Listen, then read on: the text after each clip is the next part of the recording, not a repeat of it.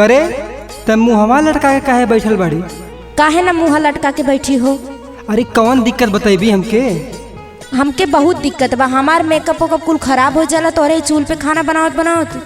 अरे मतलब खाटी खाटी के जिंदगी रद्द हो जात है। तोरा के गैस चाहिए? आ तब काने हो? जो चुली खाना बनाओ। हमसे ना होई।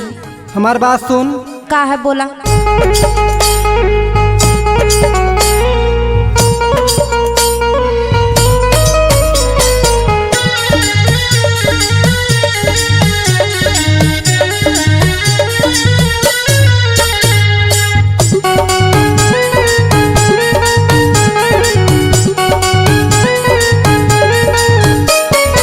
नईखे होती बाटी अब इतना कमाई, घरवा के खर्चा कहवा से चलाई। भइल बारू महारानी जो चूल्ही खाना बनाओ। हम ना जाई। नईखे होती बाटी अब इतना कमाई, घरवा के खर्चा कहवा से चलाई। हमार बात सुना। सुनावा। भइल बा मेकअपवा धुआं से मोड़िया, भइल बा मेकअपवा धुआं से मोड़िया, कोहरा के सोरिया हो जाही कोरिया। भइल बा मेकअपवा धुआं से मोड़िया, कोहरा के सोरिया हो जाही कोरिया।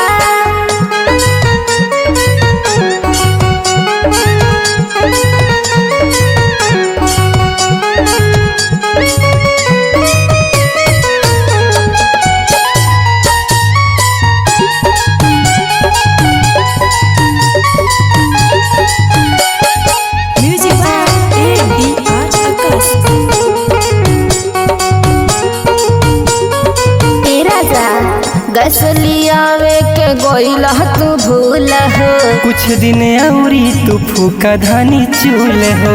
जब कहती ना जाए तो ना जाए। जो बनाओ मारा मोटे हो जाइए। गैस लियावे के गोइल तू भूल हो, कुछ दिन औरी तू फूका धानी चूल हो। बात हमर मानो तो नहीं सवरिया।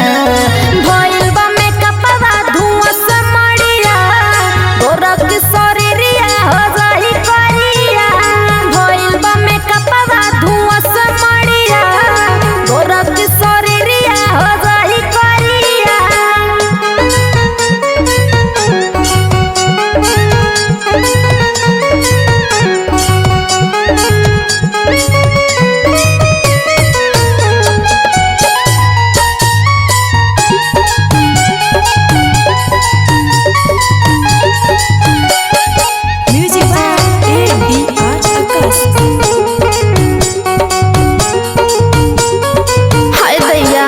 गर्मी पे मारे चूहे रोजो तो पसेना।